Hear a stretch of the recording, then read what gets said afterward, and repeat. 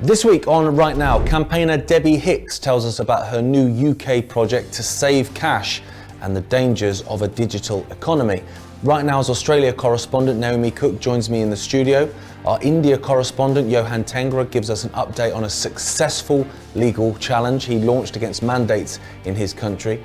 We also screen the first episode in a special series from journalist and broadcaster Patrick Henningson, who's giving us an in-depth analysis of the Russia-Ukraine war. And it's my 50th episode of presenting the show, so we're going to take a look back at the last year. They've loved the Australian approach in closing the borders. Like they'll say so proudly, oh, we were so lucky here to have the country shut for the past 2 years. And technically it is, so you can come in and out of Australia if you're double jabbed, I think triple jabbed for WA.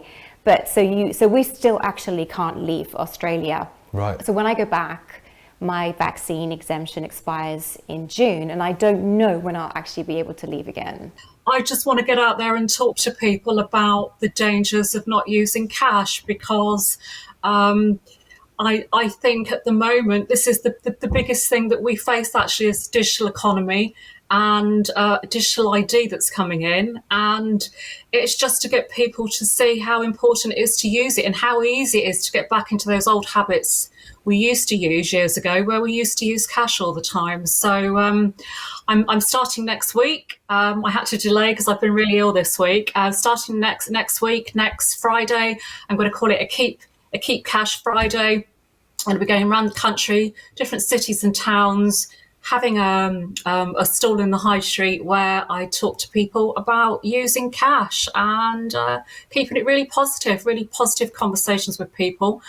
And I think, if I may say so, Gareth, I think this is a lot easier to approach than many other topics as a movement that we have to approach, because it's something I think most people can relate to, is talking about cash and how to use it. So yeah, I'm looking forward to it, and starting next Friday. Essentially, what's going on in Ukraine is a proxy war.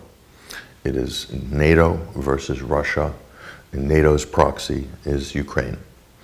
And if you want to extrapolate that even more granular, NATO is the United States and Britain. And so this is the United States and Britain's proxy war against Russia, using Ukraine as their neutral away pitch, as it were, to fight this war against Russia. But, in truth, this has been going on for a very, very long time. Britain's war or animus with Russia goes back centuries. And this is really to the early days of the competition between the Russian Empire and the British Empire. It began there.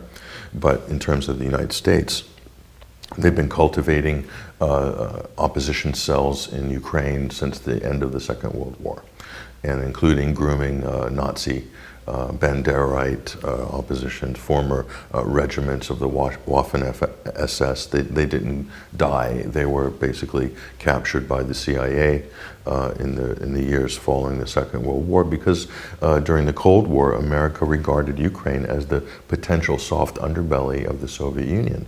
So it was in their interest to make sure that they had control of certain movements, be they political or very much religious as well. The Orthodox Church, this has seen a split.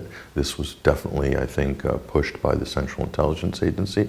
And I'm not saying that theoretically, I'm saying that practically. They have a long pedigree and history of having interests in churches and things like this. The Vatican also plays a role in this East versus West schism between Orthodoxy and Catholicism. So if you control religion, or if you're able to divide religion, you can divide countries.